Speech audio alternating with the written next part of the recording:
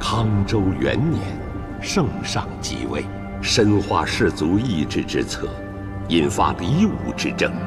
当时酷吏横行，右相遭酷吏揭发，因梦获罪。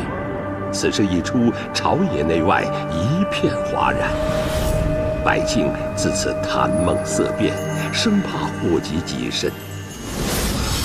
为医女叶平安反其道而行之。是那个新衣，快别看他！什么新衣？就是个巫女。快走快走，远点！哎呀，巫女来了！阿娘，铃铛。别看，这个铃铛会摄人心魄的。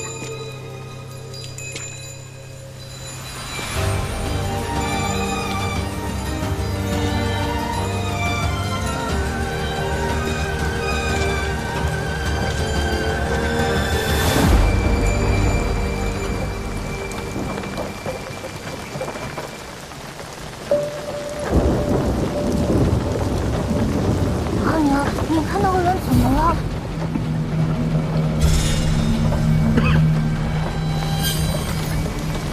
护城堡部打人了！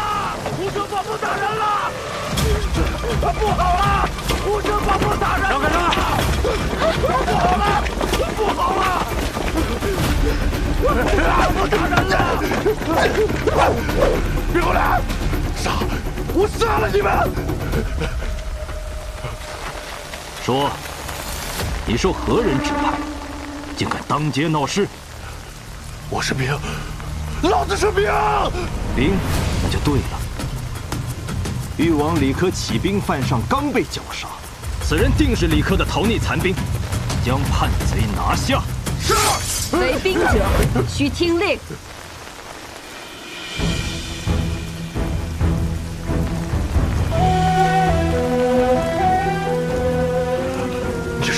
无声，我乃大将军，你不认得了吗？将军，我不认识什么将军，我一直跟着吕帅呢。你的吕帅正在跟这些人作战，这些人你总该认识吧？华成辉我都认得，这帮硕大的狗杂种，杀了我们这么多兄弟。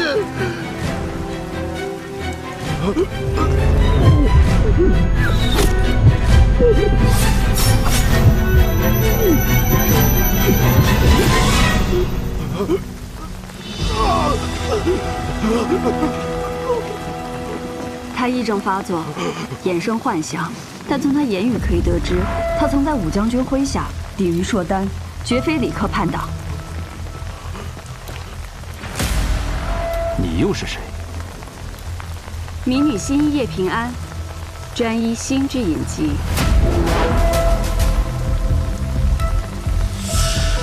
心仪。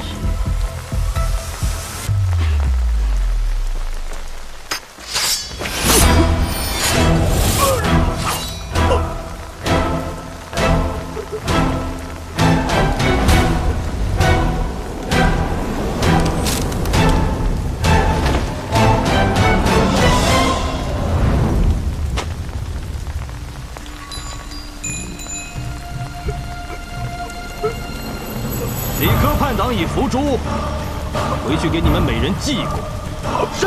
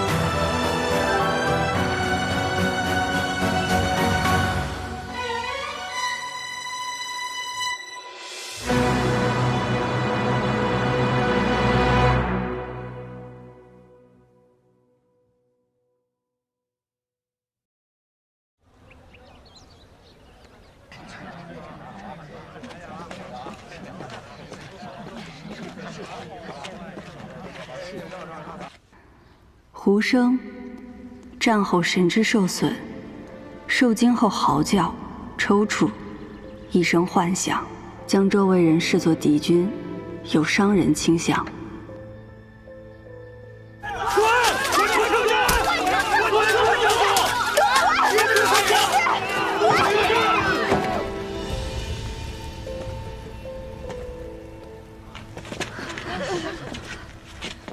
今日大街上盲沟人突然发狂，肯定是被你下了咒。人有生老病死，天有不测风云。按你这么说，是不是走路摔个跟头都要赖我头上？你去！我就问你一句话，你到底搬不搬走？你要是不搬，我就烧了这一馆。烧了这一馆！你不妨试试。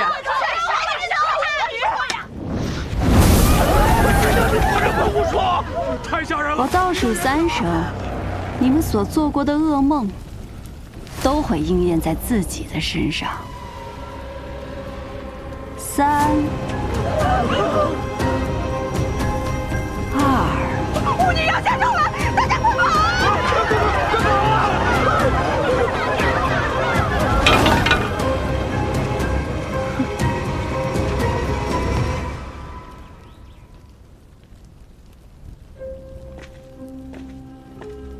早就听说圣都有个巫女能窥梦医人，跟她闲聊几句，病就能治好。医者本就源于巫师，不过像他这种人，用巫术这种伎俩骗百姓的救命钱，哪天就是被烧死了，那也是活该。龙门赛取逾越龙门之意。参赛的盲沟贱民都是些天生贱种，比起武来不惜命，只管以武取悦诸位贵人，不论死生。比试者各代表红白双方，胜者及其子女可摆脱贱疾，分得田地，重获新生。下面有请2位盲沟双生兄弟一决高下。比试开始！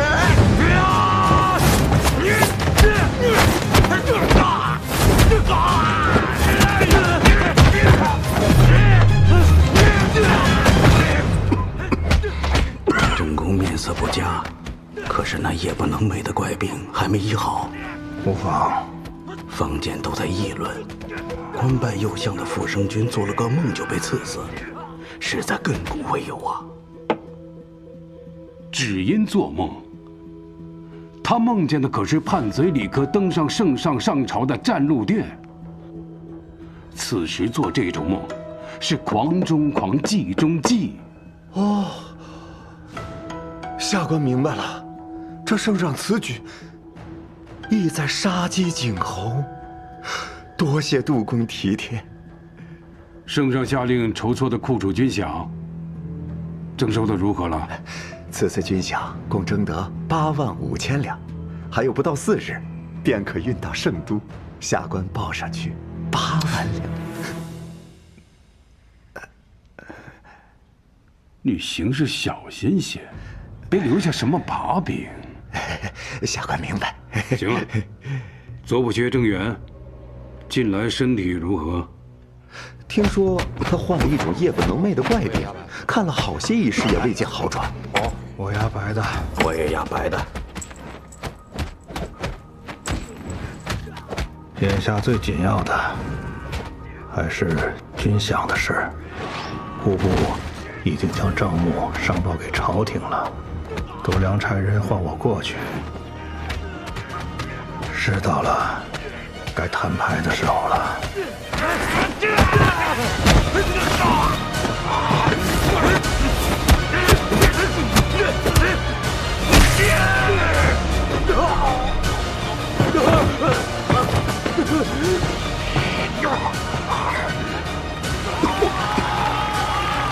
没有个盲狗贱民。哎，还是双生兄弟打得有看头。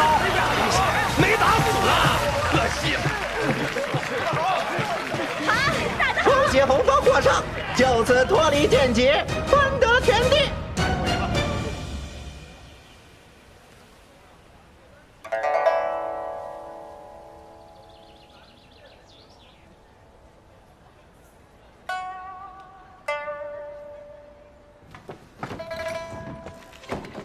叶新一，我是正补阙府上的侍女。叶新一，正补阙邀你到府上做客。今日不问诊，改日再来吧。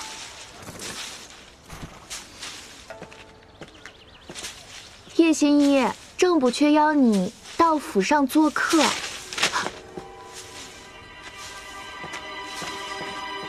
叶新一，正补阙邀你到他府上去。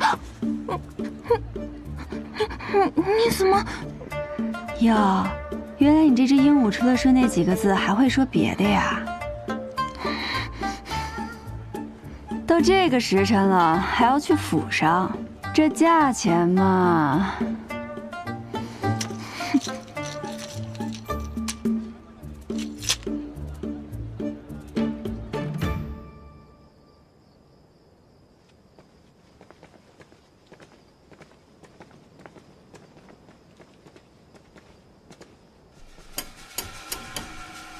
进来。郎主，叶新一到了。你要的酒已经备好。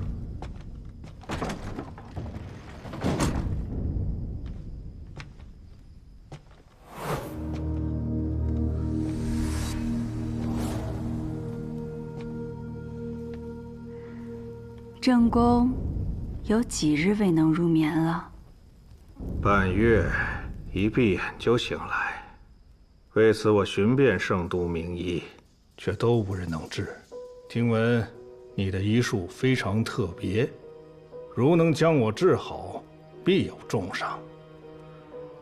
替我把脉吧。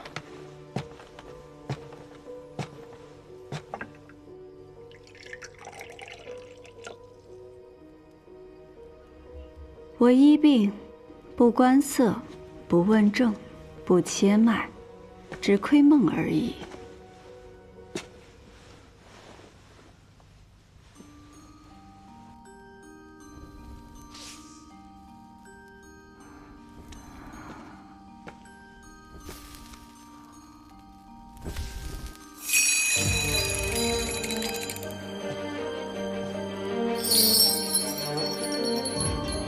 你看着我手中的铃铛，每听到一声响，心中便默念一个空字。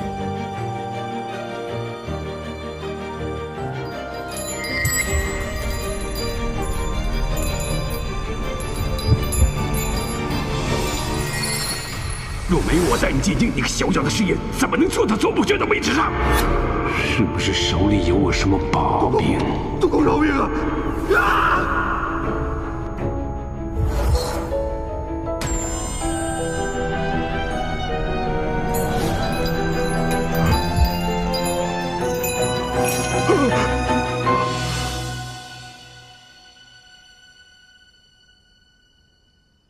叶心怡，你的医术果然见效，只是你说你能窥梦，不知能否看到我的梦啊？是能看到一些，那梦中有可怖的人影，症结在于恐惧。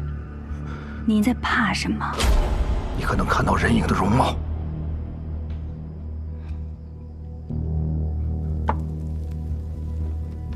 看不清楚，只知道是名女子。若是你能告诉我跟她相关的事情，或许对于你的病症，快说，你还能看到什么？还能看到一张信纸。信纸写了什么？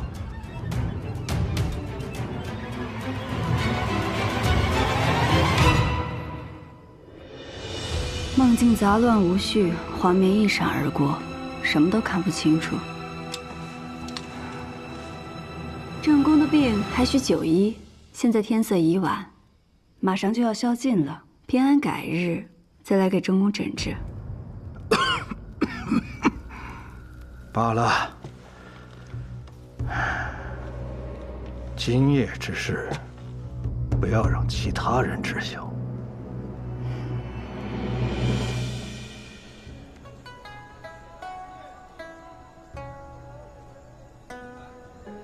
我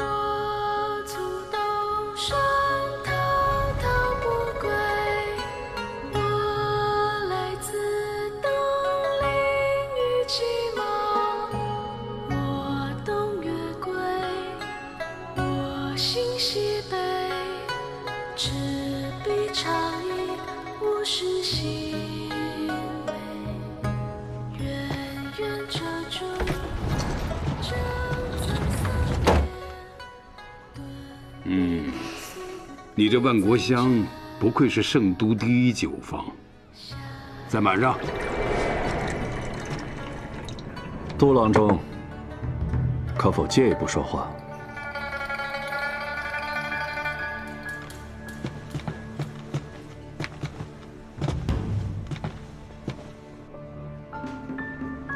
我想跟杜郎中做笔交易。交易？杜郎中祖上是高官，恩印入仕，做了个县尉，后经提携入了圣都，一路高升至户部郎中。他齐君山有幸拜你做了他的义父，可他赌坊的收入，却只愿分你2成，这岂不可惜？对我了解不少啊。我要是能拿到一台赌坊，我愿意给你4成，并且将收入的账目一并封上。真是听君一席话，如听屁话。前户部郎中梁俊之出身寒门，妄想与琅琊王氏相争，现在骨灰埋在哪儿无人知道。他出身寒门，你连寒门都不是。芒沟的臭水熏昏了你的头，以为在战场上拿了几个人头就能在这不见刀光的争场上谈生意？你喝完这杯酒，马上从我的眼前消失。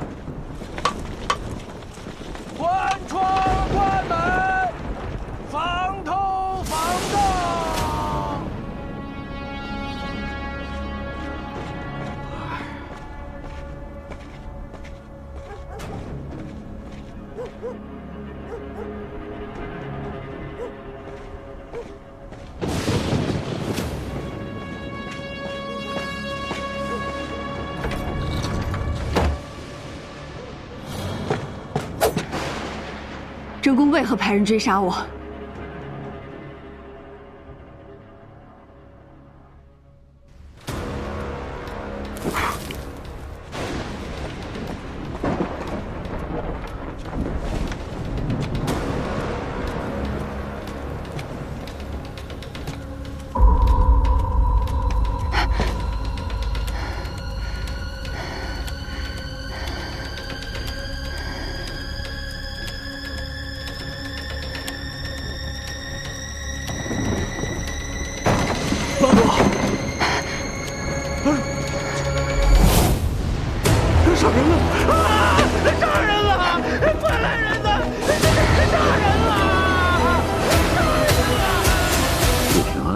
这名字有些耳熟，就是那个巫女。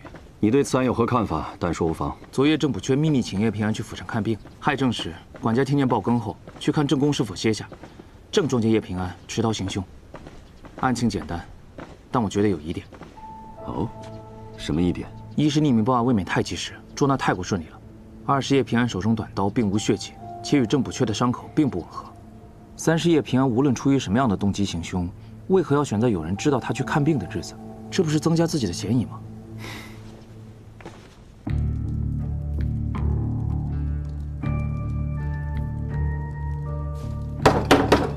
醒醒！哎，醒醒！谁？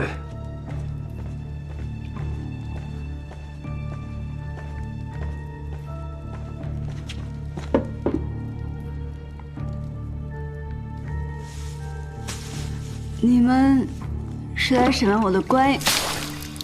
犯了死罪还能睡得着，不愧是江湖行骗的庸医。不是，啊，这混账！我没有骗人，我是被人追杀才跑到郑不缺府上。我见到他时，他已经死了。这肯定是一个圈套，有人故意嫁祸给我，让我做替罪羊。有理有据。这么说，你是被人陷害？这里面定有阴谋。好，那你不如将昨夜经历的一字不差的全部写下来，如何？好。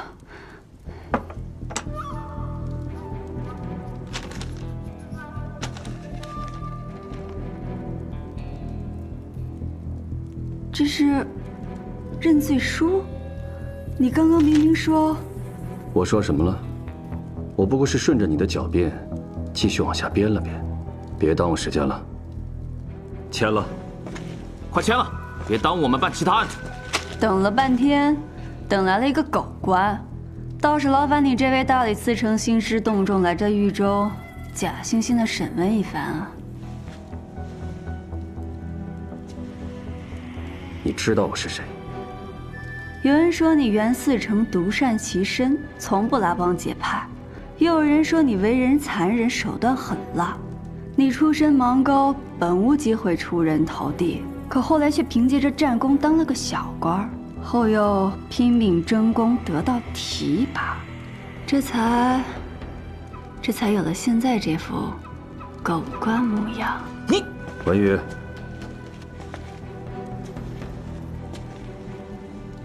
好啊，生的一副伶牙俐齿，不过也是鱼肉一条。这个认罪书你签与不签没有区别，有人会替你完成的。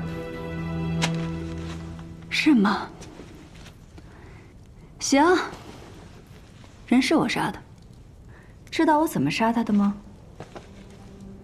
我盯着他的眼睛，施展我的巫术，让他自己摸了自己的脖子，就像现在我盯着你这样。巫术也好，骗术也罢，你觉得我会在乎吗？你在我眼里已经是个死人了。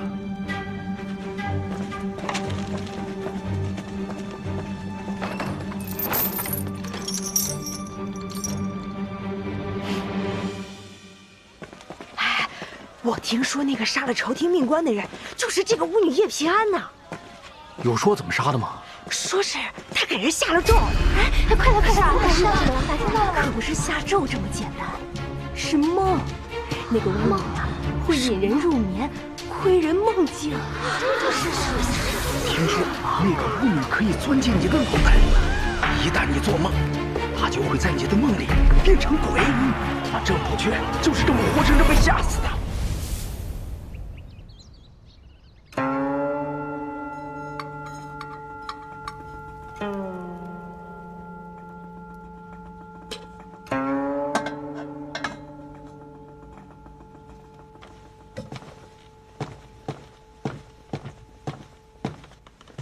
端近些。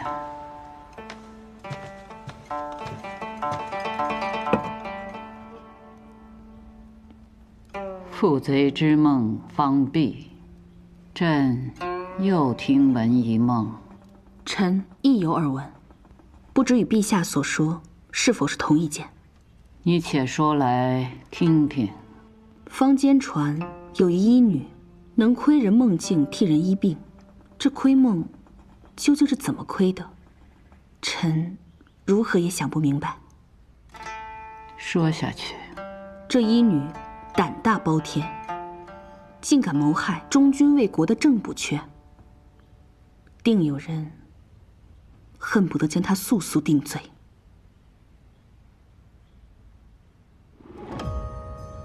忠君，梁平王李琦生辰时，这个郑源也在宾客之列。他忠的是哪位君呢？你去打声招呼，让大理寺携那女犯到占路殿，朕要亲自审问。是。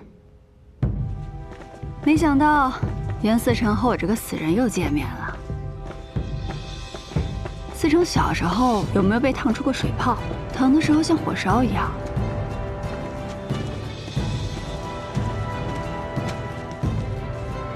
参见陛下。听闻他能入梦杀人，可有此事？此女靠骗术行医，所谓入梦一说，不过是百姓受到了蒙骗，以讹传讹罢了。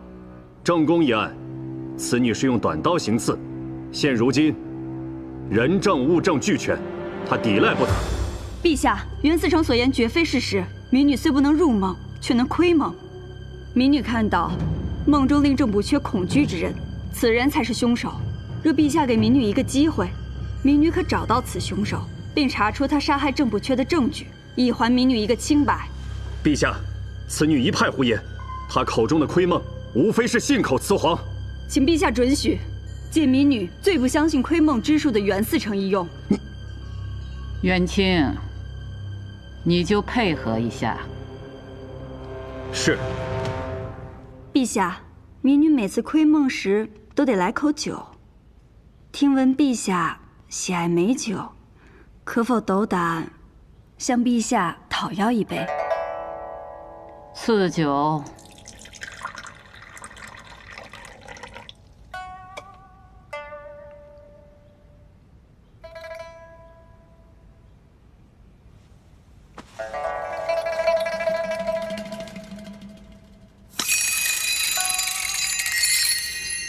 袁思成心智坚韧，但当我提到不要想到火，你脑海中是不是依然会有火焰浮现？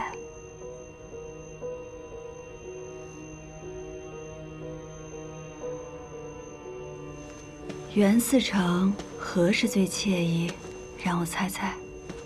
回到自己最熟悉的环境，四周寂静，你会独自躺在河道上的一条小船上，头枕双臂，此时你便拥有了片刻的安宁。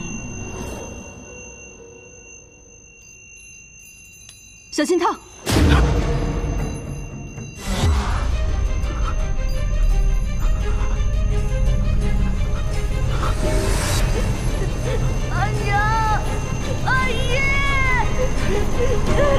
少成，阿爷，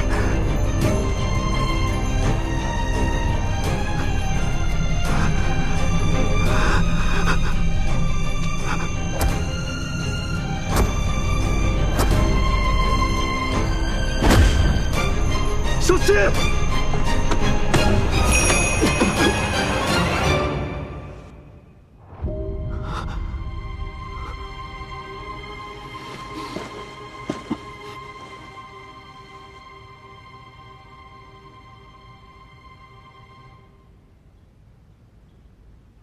说说吧，刚才元清为何有那种举动？你看到了他什么心思？回陛下，是恨。民女看到了浓烈的恨意。对谁的恨？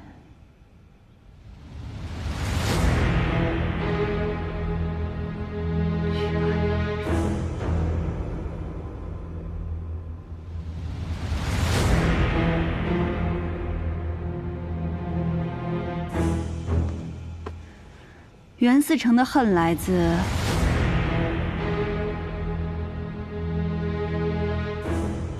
袁思成刚刚伸出手，是看到了记忆中自己心仪的女子。他张开双臂欲抱时，突然冲出2个孩童，口喊阿耶。袁思成方知此女已嫁作他人妇，难怪袁思成如今如此冷酷无情。这么大岁数了，也还未娶妻，倒也在情理之中了。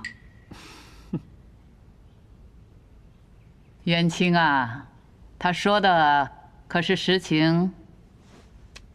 回陛下，叶平安所言，确实是臣的难言之隐。看来，你确实有辨识人心的本事。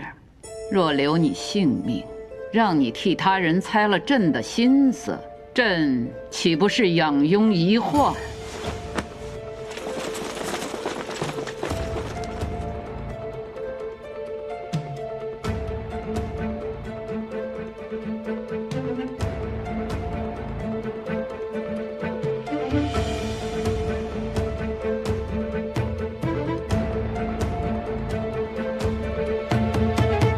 然上苍有好生之德，朕倒要看看你能不能先救得下你自己。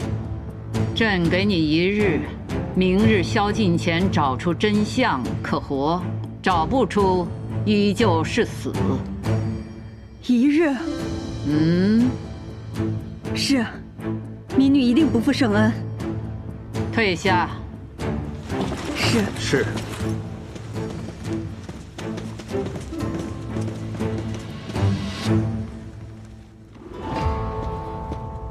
陛下，此女窥梦之术虽不似传闻中那般神乎其神，但也确实令人惊叹。哈，哪有什么窥梦之术呀？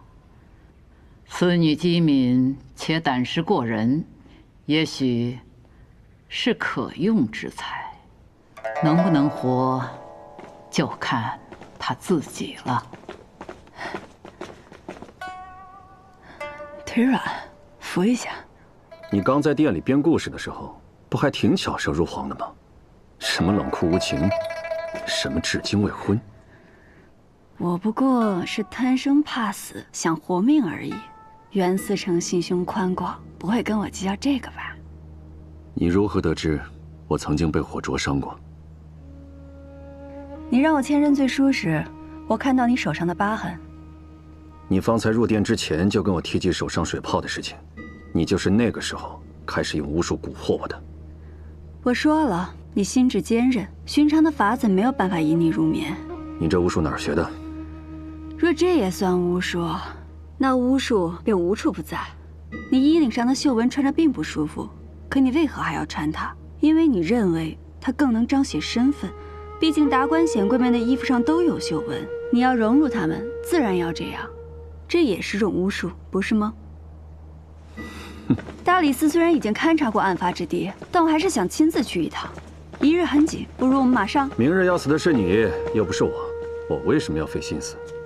正渊府外可都是你大理寺的人，没你我压根进不去啊。若你不跟我一起，那我只好时刻跟着你，看看你去哪儿都见了哪些人。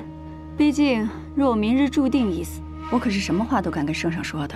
袁思成也不想被我拉下水吧？行了，再啰嗦我就扔下你一个人去。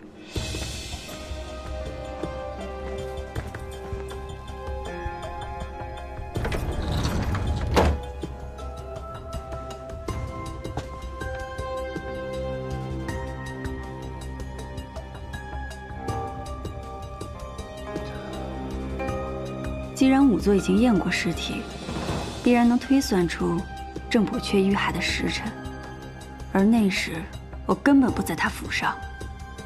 巧辩。尸体没有挪动的痕迹，凶手很有可能是突然出现在他身后，趁其不备，一刀割喉。你的话佐证了你行凶之时。敢问袁思成，大理寺都提审过哪些人？车夫、管家，这些人皆可证明当夜你从未离府。那他们的证词是什么？你在亥初宵禁入府，府中之人都听到更夫是在亥正报时，你恰巧用这半个时辰，在府中行凶作案。不对，正因为马上要宵禁了，我才匆忙离府归家。回到家后又看了会儿医册，然后被人追杀，又回到了郑补阙府上。怎么算都过了1个时辰，应该是子初才对。说的有模有样啊，因为你根本没走，否则这半个时辰怎么会凭空消失？少了半个时辰，怎么做到的？袁思成可提审过昨夜的更夫？审不审问又何妨？这已改变不了你行凶之时。尊贵的袁思成，你就不能从凶手不是我推一次案吗？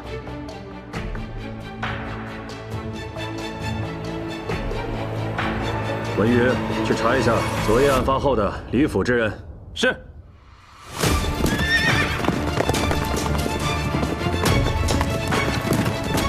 司成，撤！经查，昨夜离开正元府的有2人，家仆萧全已死在郊外，侍女心儿不知所踪，只知她颈上有块梅花状胎记。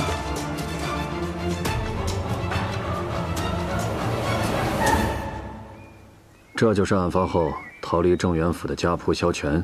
是，上官。这些线索断了。那个侍女心儿，能找到她吗？若是他真的参与了刺杀郑源，估计下场跟着萧全差不多。若是他侥幸活了下来，此刻估计已经逃出了城。现在已是有证，离宵禁只剩1个时辰了。文宇，你带着管家去核实一下这萧全还有心儿入府前后的情况。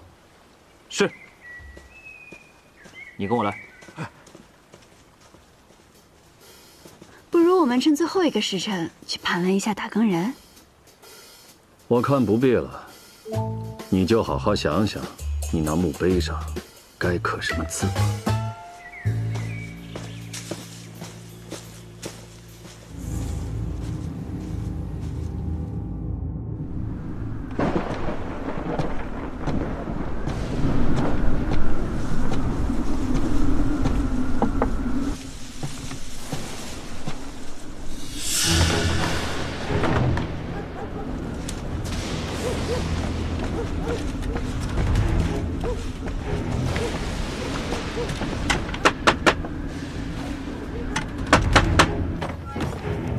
司成，曾轩求见。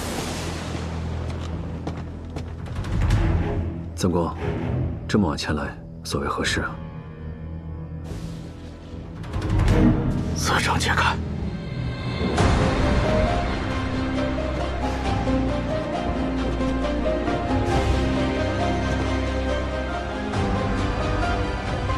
怎么样，丹溪？有趣吗？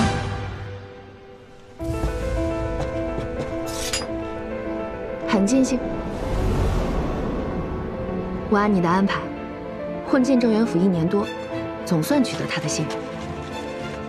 3年前，我看到郑源收到度量贪墨的密信，便连夜给度量传信，让度量知道郑源拿到了他贪污的罪证，成功离间了郑源，并且特意加重了让郑源失眠的药粉。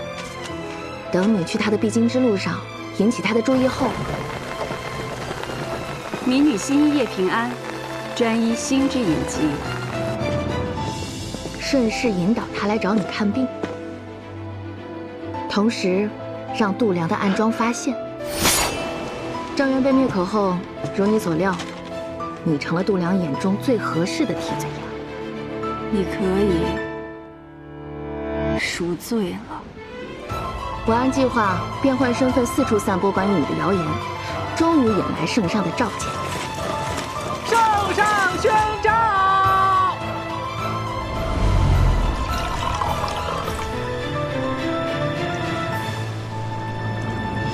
我这替罪羊办得还不错吧？我这假侍女演的也不赖啊。这第1步棋算是下成了，该准备下一步棋了。度量怎么也想不到，郑源还留了个后手，居然写了封举告贪污军饷的告密信，给了他的好友曾轩。由郑源的好友举告度量杀人灭口，才更具说服力。糟了，曾轩不见了！什么？无昨不缺郑源举告户部郎中度量贪墨军饷5000两，吾若身死，必视为度量所灭口。这是哪来的？正宫乃昨不缺，有执剑之权，得知度量贪墨后，本想上告圣上，谁知道度量先一步找到了正宫试探，正宫察觉度量可能知晓了此事。曾轩，收好这封举告信。你怕度量会杀你？可你毕竟是朝廷命官，他胆子再大，你不了解他的狠辣。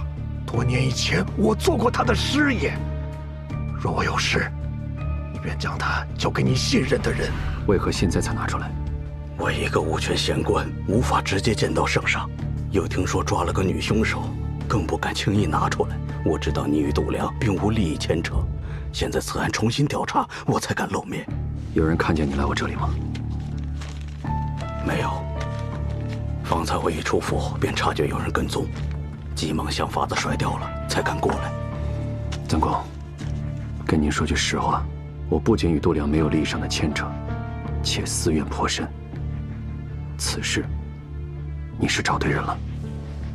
今夜，你先行在我府上休息，明日一早，我便带你入宫面圣。好，好。